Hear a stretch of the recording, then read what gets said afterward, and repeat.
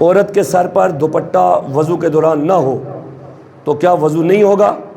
کسی نے کہا کہ جی دوپٹہ اتر گیا تو وضو ٹوٹ جائے گا، یہ جس نے کہا جی اس نے غلط کہا ہے، ایسا کوئی شرعی مسئلہ نہیں ہے۔ دوپٹہ نہ ہو، آپ غسل خانے میں جائیں تو حکم تو یہ ہے کہ پہلے آپ وضو کریں، سنت طریقہ یہ ہے، پھر آپ غسل فرمائیں۔ اب اگر یہ دوپٹے والا مسئلہ ہوتا تو پھر پہلے وضو کا حکم کیوں آتا، وضو سنت کیوں بنتا؟ لہذا دوپٹہ اگر نہ ہو تو وہاں پہ وضو ہو جاتا ہے عورت کا، وضو میں حرج نہیں آتا۔ ہاں جہاں پہ غیر محرم ہو وہاں احتیاط کرنا ضروری ہے، جوائنٹ فیملی سسٹم ہو، وہاں پہ دیور ہوتے ہیں، باقی لوگ ہوتے ہیں، تو وہاں پہ عورت کے لیے احتیاط ضروری ہے کہ وہ سائڈ پہ ہو کے پردہ کر کے جو سائڈ پہ وضو کرے۔ لیکن اگر محرم ہے تو دوپٹہ سر سے ویسے اتر جائے تو وضو میں کوئی حرج نہیں آتا، وضو ہو جاتا ہے جی۔ چاہیے جی کہ رات کو احتلام کے بعد جب غسل کیا تو بعد میں پھر قطرے آتے ہیں تو پاکی کا حکم کیا ہوگا؟ لیکن جی اس کے لیے شرعاً 3 کام پہلے کر لیں۔ یا تو رات کو اگر کسی کو احتلام ہو گیا تو تھوڑی دیر کے لیے سو جائے، پھر اٹھ کے غسل کرے، نہیں تو وہ 40 قدم زمین پہ آگے چلے، اس کے بعد غسل کرنے کے لیے جائے، نہیں تو تیسرا یہ ہے کہ پیشاب ضرور کر لے۔ یہ 3 کام کر لے، اس کے بعد جو ہے وہ پاکی کا غسل کرے۔ اگر اس کے بعد جو ہے وہ قطرے آ جاتے ہیں تو وہ سابقہ جو آپ کا احتلام والی کیفیت ہے اس میں شامل نہیں ہوں گے، پھر آپ کے لیے غسل کرنا واجب نہیں ہوگا۔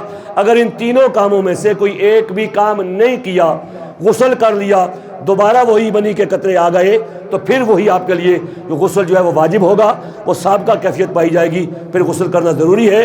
لہذا اس سے بچنے کے لیے 3 کام کر لیں، یا تو احتلام کے بعد تھوڑی دیر کے لیے سو جائے، یا اٹھ کے 40 قدم چلے پھر غسل کرے، یا پیشاب کر لیں اس کے بعد پھر غسل کرے۔ ہاں اس کے بعد پھر اگر کوئی قطرہ آتا ہے تو پھر وہ سابقہ کیفیت میں شامل نہیں ہوگا۔ چاہیے جی کہتے ہیں جی کہ میرے والدین اکثر گھر میں لڑتے رہتے ہیں اور والد میری والدہ کو مارتے ہیں، تو ایسے میں میرے لیے کیا حکم شرع ہے کہ والد کی سائیڈ لوں یا والدہ کی؟ بیٹا کسی کی بھی سائیڈ نہیں لے سکتا۔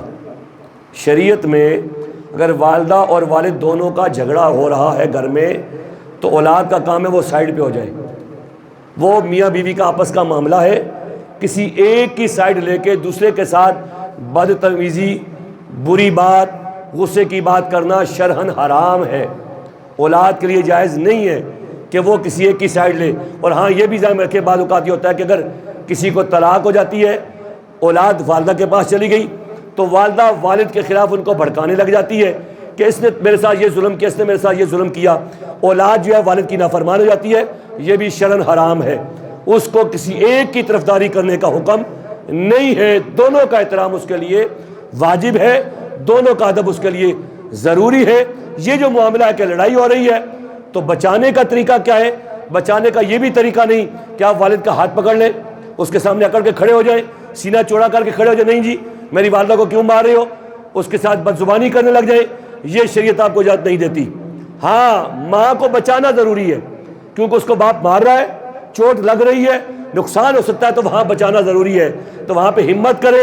شریعت یہ کہتی ہے کہ ماں کے اوپر لیٹ جائیں، وہ ڈنڈا جو سوٹی ہے اپنی پیٹھ پہ برداشت کرے، ماں کو مار سے بچا لے، لیکن باپ کے ساتھ جو ہے بدزبانی نہ کرے، باپ کے ساتھ جو ہے وہ بد تہذیبی یا غصہ نہ کرے۔ یہ حکم ضرور ہے، ماں کو بچائیں ایسے انداز میں، خود اس کے اوپر لیٹ جائیں، باپ سوٹی مار رہا ہے، ڈنڈا مار رہا ہے، ہاتھ سے مار رہا ہے، خود مار کھا لے لیکن باپ کے ہاتھ کو نہ پکڑیں، اس کے ساتھ جو ہے وہ زبانی نہ کریں۔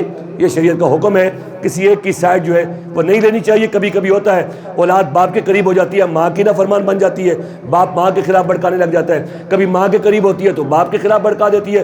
دونوں صورتوں میں اولاد کے لیے کسی ایک کی سائڈ لینا حرام ہے شرعی طور پہ، اس کے لیے دونوں کا ادب و احترام جو ہے واجب ہے۔ دعا کرے خدا ہمیں دین کو سمجھنے کی توفیق عطا فرمائے۔